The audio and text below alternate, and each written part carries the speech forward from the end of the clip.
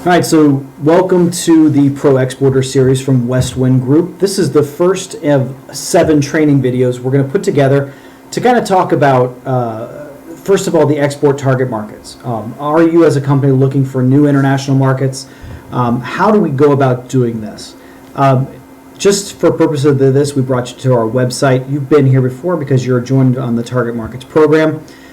We want to do one of 3 things first. Because this is a 3-step process in finding export markets, we need to figure out, first of all, what our export markets are, and do we actually know how to properly classify our product.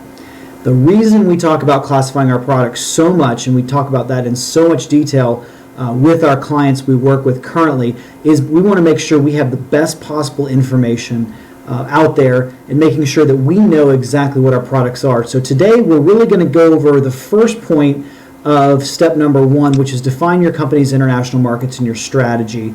This is right from our Westwind Group, the website for our Pro Exporter series. We want to talk about using key data and analytics to determine market. This is the most important thing we talk about when we use data and analytics, is how do we determine your market. And where do we find this information? Well, what we need to do is we actually need to go to a website and figure out, how do we figure out where markets are going, where products are going? How does everybody keep track of all this information? It's a great question. Well, what we do in the United States, and in other countries have this as well, it's called the Harmonized Tariff Schedule Code.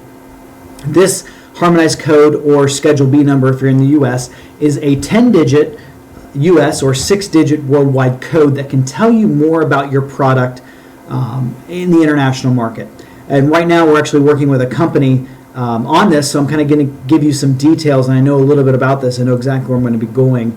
But we're going to go over to census.gov. And in fact, we're going to go to census.gov/trade.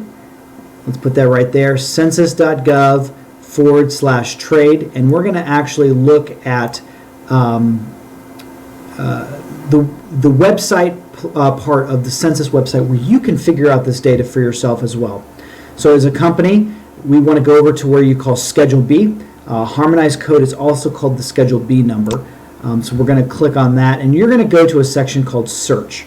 Now this is going to bring up a third-party website that's based on census, but it's going to give you a little bit more of a chance to describe your product. So let's click the search button right here, and it's going to give you a Schedule B search engine. Now, for the purposes of this demonstration, we're actually going to go over a category we already know.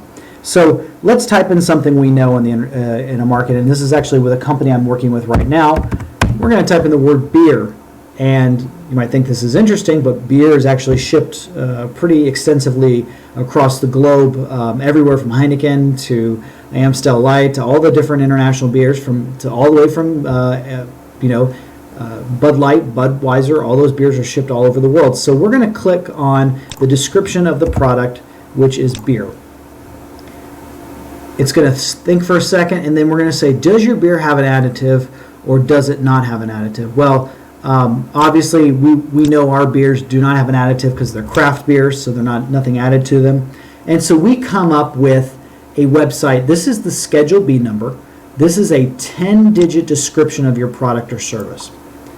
This Schedule B number happens to be 2203.00.000. And here is the description of the product: beer made from malt.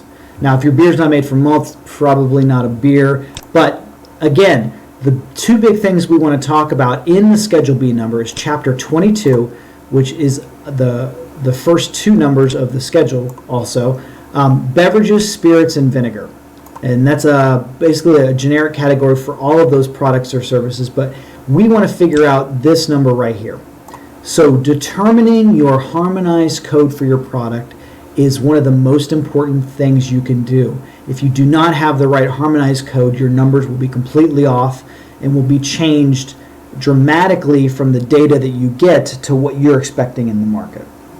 So with this information, there are a few legal notes you can talk about. This chapter does not cover seawater, does not cover a lot of things. We already know this is not true for us, but we don't need to worry about this for our company. But this is how you find your harmonized tariff schedule code your harmonized trade Schedule B or Schedule B number for your product or service.